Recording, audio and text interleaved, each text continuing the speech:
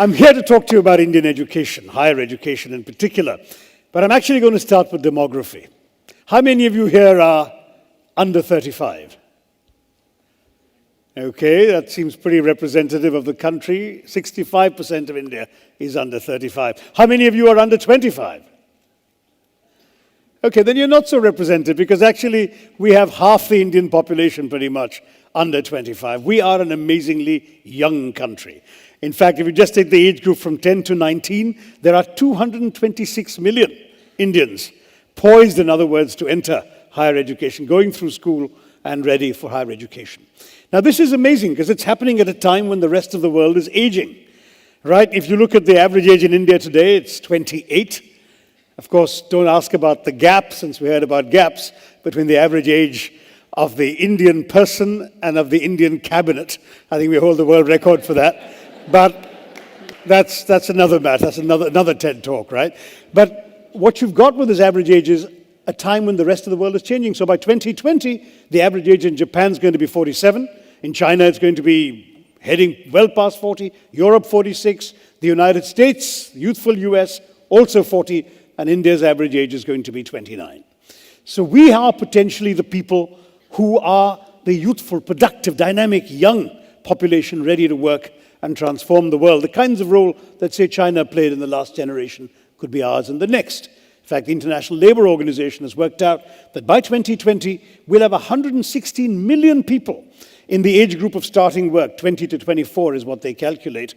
And China will only have 94 million at the same time. So we really are poised to do that.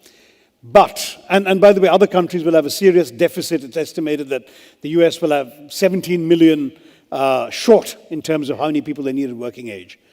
We in India have the people. But do we have the ability to equip the people to take advantage of this, to be the workhorse or the work engine for the world? See, if we get it right, we educate and train them, we really transform not just our own economy and our society, but the world. If we get it wrong, the demographic dividend I'm talking about becomes a demographic disaster, because we've already seen in 165 of our 625 districts what happens when unemployed, frustrated, undereducated young men become prey to the blandishments of the Maoists and prey to the gun and the bullet. So education in our country is not just a social or economic issue, it's even a national security issue. We've got to equip our people to take advantage of what the 21st century offers them. Now, this is the story in a nutshell. 4 E's. Expansion was our first priority in education. Why? Because the British, and I won't even ask if any of you here, left us in 1947 with a 16% literacy rate. Okay, there were only 400,000, 4 lakh students in the entire country in higher education. We had 26 universities, fewer than 700 colleges. So obviously expansion was essential. We've gone right from that 16% to 74% literacy today. We've gone from 26 universities to 650 universities. We've gone from those 400,000 students, 4 lakh students, to 20 million students in higher education today. And we have 35,000 colleges as well, instead of the 700 colleges we had then. So expansion's taken place. We've also had to fight for the second E of equity, that is, including the excluded from education, trying to reach out to the unreached, the people who didn't get a fair shake in education for reasons they couldn't help. Gender, an obvious reason. When we had that 16% literacy rate, you know what the female literacy rate was? 8.9% at the time of independence. Just 1 out of 11 Indian women could read and write. Caste, region, religion, all sorts of people got left out the system. We had to bring them in. And that became a big challenge and a priority for education. In getting those 2 things more or less right, I don't know how well we did on the third E, which is the E of excellence. Obviously, you need quality. And we set about setting up institutions of great quality in our country. The IITs are a good example. In fact, it's part of Jawaharlal Nehru's vision that the IIT in Kharagpur was established back in 1956, the year I was born, and it was done on the site of a British detention center, the Hijli Detention Center. So a symbol of political oppression became instead a symbol of hope, of technology, of looking to the future. But for the IITs, the IIMs, a few good institutions, I'm sure you can all pick your few around the country, these have tended to be islands of excellence floating on a sea of mediocrity. The average Indian higher education institution is simply not of the quality that you and I, all of us in this audience, would like to see. And that ties into the fourth E that I've added to this catechism, employability. Talk to employers, talk to CEOs. What do they tell you?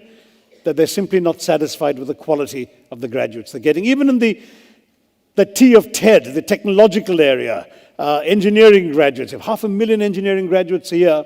But if you talk, for example, to the Federation of Indian Chambers of Commerce and Industry, they did a survey, 64% of employers are not satisfied with the quality of graduates they're getting. Some companies are running essentially re-education places. Infosys has a gigantic campus in Mysore, and it's not on-the-job training, which big companies tend to do. It is, in fact, really a full year's education for the people they've already hired to make up for the deficiencies of what they've learned and not properly learned in college. Now, that's the scale of the challenge that we face. What are we doing about it? A great deal needs to be done. Of course, we are trying to put in kids into the system at an early age. The RTE, the Right to Education Act. If kids were out of school in the old days, it was their parents' fault. Today, if they're out of school, it's the state's fault. The government is committed to actually getting them an education.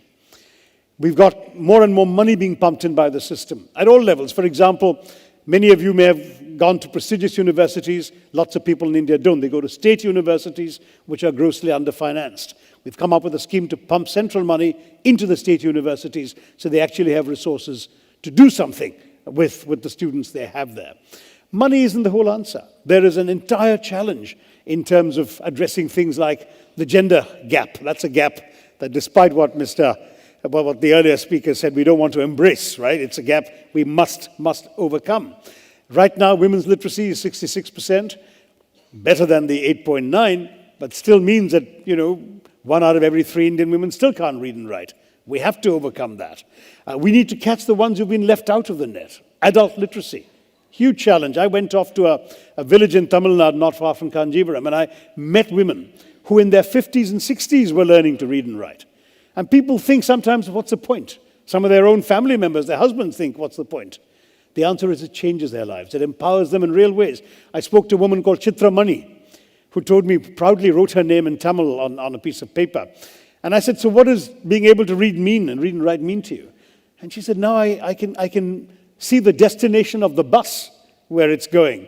I don't have to ask somebody where that bus is going. I know where I can go. When I get to the big city of Kanchipuram, I can read the street signs. I can find where I need to go. I don't feel helpless anymore. That kind of that empowerment is what literacy gives people in a very fundamental and real way. And we're trying to do that, of course, for those who've dropped out early on in the days before we got to that 74%. The younger kids, we've got them into school now. We have something called a gross enrollment ratio, the percentage of children of a certain age, of the age appropriate for a particular level of education. Well, at primary school now, our gross enrollment ratio is 116%. We've actually enrolled more kids than we thought existed at that age group, because some of the older ones are coming in too. Bad news is, as you go up the level, it starts dropping. So by the 8th grade, I'm afraid it's down to 69%. By the 10th grade, 39%. And by college, our gross enrollment ratio is about 18% against a global average of 29%. So clearly, we still need to do more. Our expansion hasn't gone enough. We haven't managed to get everyone to stay in the system. Some of them actually need vocational training. They're not all going to become white-collar clerks or officials or IAS officers, right? So we need to try and catch them and get them into vocational training. But how do you do that in a culture where for 3,000 years, if you wanted to be a cobbler or a carpenter, you better have an uncle or a father who's a cobbler or a carpenter, because nobody else is going to teach you. The transmission of knowledge of tradecraft in our country has always been through the gene pool. So one of the reasons why the sons of politicians tend to be politicians also, And a Bollywood movie stars, same story. So we need to get master craftsmen in. Why is it with a country of 1.2 billion people that we should have a nationwide shortage of masons, of plumbers, of certified electricians? We need to get more vocational training into the system. We're doing that. We're now rolling out the whole concept of community colleges so that kids can go in, have some academic learning, lots of vocational training, and at the end of 2 years, if they show tremendous academic promise, they can go back to a university. If not, they leave with a 2-year certificate, and they go off and do a useful trade in a society that is clamoring for these skills. So these are the kinds of changes that we are trying to bring about and move along. But there's a change that the government alone can't do. If you look at the need for research and innovation, you've heard a lot of that, I'm sure, in the course of the TED Talks. Research is something which the government wants to double the amount of money it's spending on research from 1% of GDP to 2%. We haven't had the money to pump into it yet. But innovation requires new ways of thinking. I heard you had a talk about hyper-thinking. I missed it. But new ways of thinking means learning to think out of the box, learning to create. I know we're famous for jugaad, right? You Google the words frugal innovation, and the top 20 hits will all relate to Indian inventions. We've invented the world's cheapest electrocardiogram, the simplest and cheapest EKG, the cheapest insulin injection, the world's cheapest small car, the Tata Nano, all that's come. But all these have been things invented elsewhere that we have stripped down, made more affordable, more replicable, more relevant to our conditions. We need to do things that others haven't done before, which we used to do in our culture. We're the land that invented the zero. Remember how the Romans used to write their numerals in long strings of letters?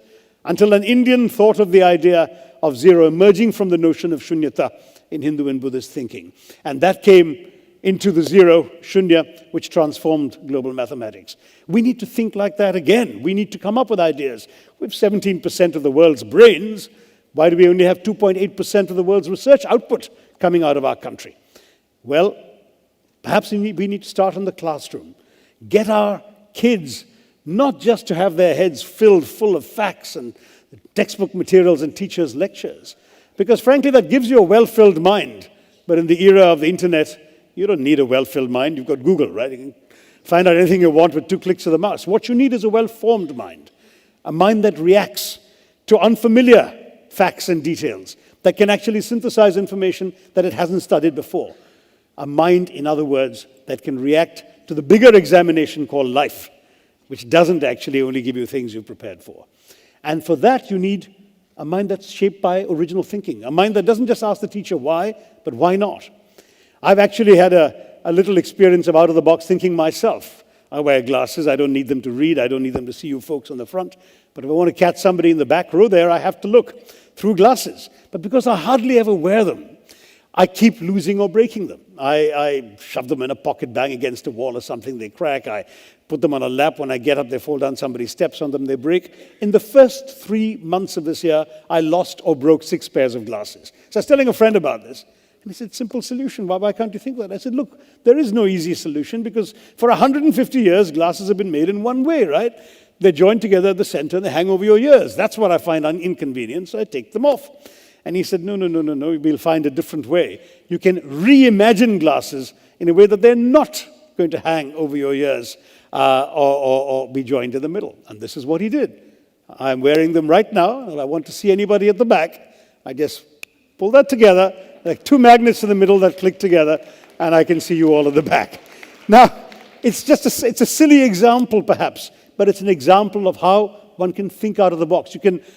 Familiar objects can be thought of in ways they haven't been thought of before. And that way, we can move forward in the world. I have no doubt that the challenges are enormous. There is simply no question that here, in our country, we have to become literate. But there is one piece of good news. 95% of our 12-year-olds across India can read and write. So the future looks good.